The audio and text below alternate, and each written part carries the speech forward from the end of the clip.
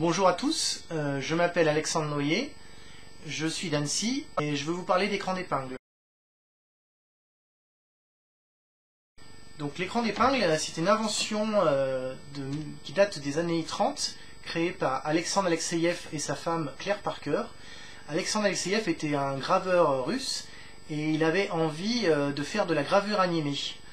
Et plutôt que de faire plusieurs plaques de gravure à chaque fois, c'était assez laborieux pour faire un film d'animation, il s'est dit il faudrait que je trouve un dispositif qui permette de retrouver le rendu de gravure, mais sans avoir à chaque fois à graver une plaque.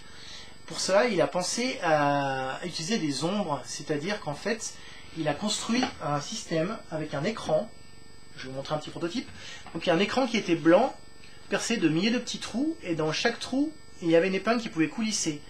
Ensuite, il y avait un éclairage latéral qui venait sur le côté générer des ombres, et lorsque les épingles étaient complètement rentrées dans l'écran, on voyait le blanc d'écran, et au fur et à mesure qu'on les sortait, ça faisait des nuances de gris pour aller jusqu'au noir lorsqu'elles étaient complètement sorties, et ainsi composer une image comme ça, en poussant les épingles dans un sens ou dans l'autre, comme de la gravure en bas-relief. Ce qui est important aussi, c'est qu'il y a une certaine résistance, c'est-à-dire que lorsqu'on pousse les épingles, ça fait un peu comme de la pâte à modeler, il y a une résistance qui permet de contrôler le mouvement, et ainsi de pouvoir précisément faire des petites nuances et des petites variations de gris.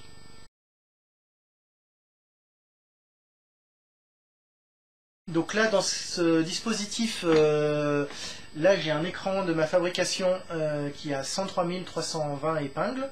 Il fait 50 cm par 30. Et donc on a un appareil photo qui va directement filmer l'écran en face. Vous avez ensuite un ordinateur avec un logiciel de stop motion qui va retransmettre ce que filme l'appareil photo sur l'ordinateur et qui va permettre de prendre des images à chaque fois que l'on le souhaite pour pouvoir modifier l'image, prendre une photo, modifier l'image, prendre une photo et ainsi faire un film d'animation. La dernière chose qui est importante, c'est l'éclairage qui est juste sur le côté, qui si je le déplace va changer ce qu'on voit. C'est-à-dire que là, vous voyez, le blanc va être trop blanc. Si je me mets trop sur le côté, ça va être l'inverse. On ne va plus avoir d'image. Donc en fait, il y a un étalonnage de la lumière de telle manière à ce que les ombres soient dans un bon alignement pour arriver à aller du noir au blanc parfaitement. Donc, je vous montre un petit schéma. Là, c'est un agrandissement de cet écran où on voit les épingles qui sont dans leur trou, on les voit presque pas en fait finalement, on voit juste une pointe. Et ce qu'on voit, c'est les ombres. Lorsque les épingles sortent, avec l'éclairage sur le côté, les ombres vont grandir et ça va donner des nuances de gris pour aller jusqu'au noir lorsque les ombres se couvrent. Et lorsqu'elles rentrent, on va plutôt voir du blanc. L'œil va faire la moyenne entre les blancs et les noirs et donner des nuances de gris. Donc ensuite, pour utiliser un écran d'épingle, on ne va pas faire épingle par épingle, c'est pas du pixel art. On va utiliser des outils. Donc vous avez différents types d'outils qui vont permettre de travailler sur l'écran d'épingle. Donc vous avez un premier type d'outil, ça va être les rouleaux.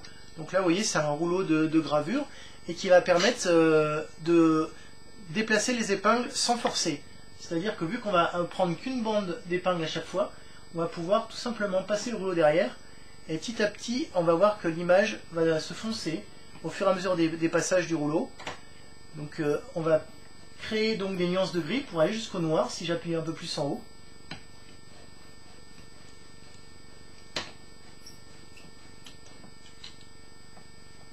Voilà, et ainsi faire son image. Vous avez d'autres types d'instruments qu'on peut utiliser, c'est les choses par exemple comme cet œuf qui est en verre qui glisse, qui va permettre de frotter les épingles ou de faire des empreintes. Donc là je vais frotter depuis l'arrière, on va avoir du noir. Si je frotte depuis l'avant, on va avoir du blanc. Et si je fais entre les deux, on va avoir des zones de gris. Donc là je vais ramener les épingles. Et je vais utiliser l'outil avec une autre manière, c'est-à-dire que je vais l'appuyer un peu de biais.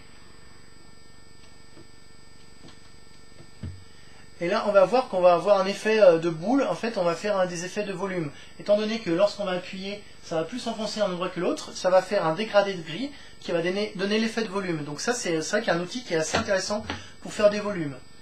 On va pouvoir aussi utiliser des choses qui glissent en plus de l'œuf. Par exemple, une petite cuillère chinoise qui va permettre de glisser sur l'écran, donc faire soit des choses très fines, soit frotter aussi pour faire des aplats.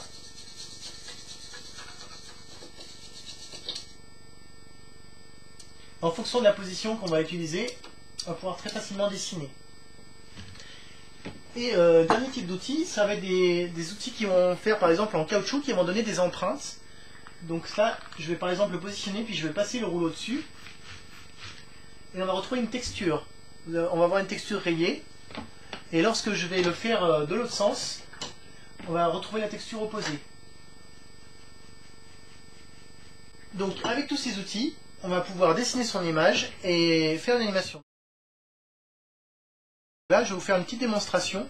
Je vais faire une toute petite animation. Donc à chaque fois que j'aurai fini mon image, je vais la prendre en photo avec le logiciel et ensuite on pourra voir l'animation se faire comme si c'était un film directement.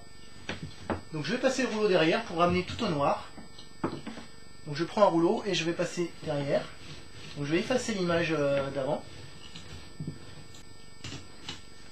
Voilà, donc là on voit plus que du noir. J'ai ramené entièrement les épingles, donc on voit plus de lumière passer entre les images. Donc ensuite je vais prendre un rouleau un petit peu différent qui est souple, qui va permettre quand on appuie de faire des petits défauts parce que la densité n'est pas partout la même. Et donc je vais dessiner une forêt. Donc là je vais faire des troncs d'arbres.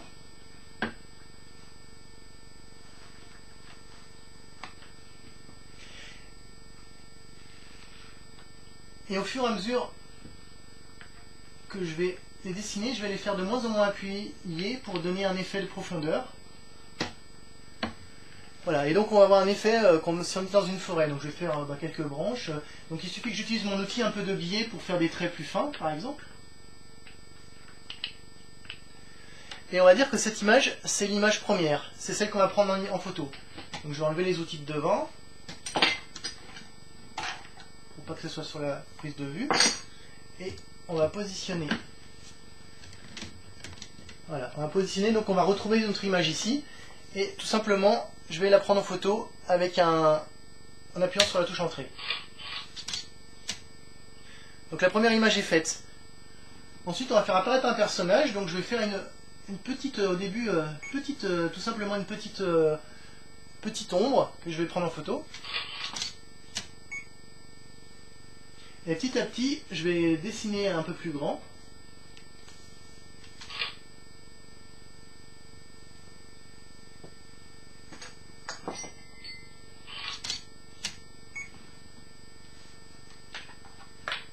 Au fur et à mesure que je vais m'avancer, je vais faire des détails sur mon personnage.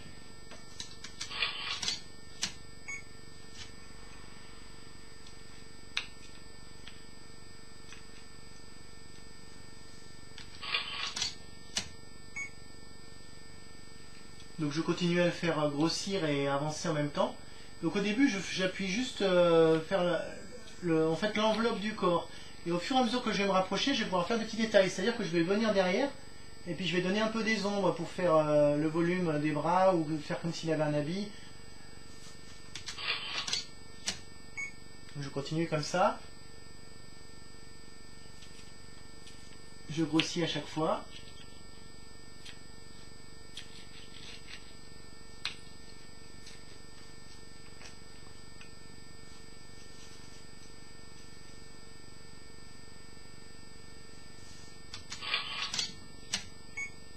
Voilà, bon, j'ai fait juste quelques images pour vous montrer, et donc on va aller voir directement ce que ça donne lorsqu'on va regarder sur l'ordinateur.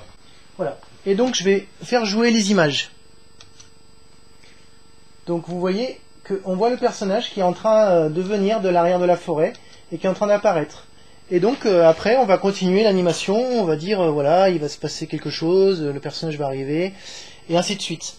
Et là les images sont directement prises dans l'ordinateur, et donc on peut s'amuser à en rajouter, les enlever, les changer, mais le principe ça va être vraiment d'essayer de faire une animation en direct en contrôlant ce qu'on fait. Et avec cet ordinateur on peut en plus voir en transparence l'image d'avant, c'est-à-dire que si je mets ma main ici, vous la voyez, et si je déplace le curseur,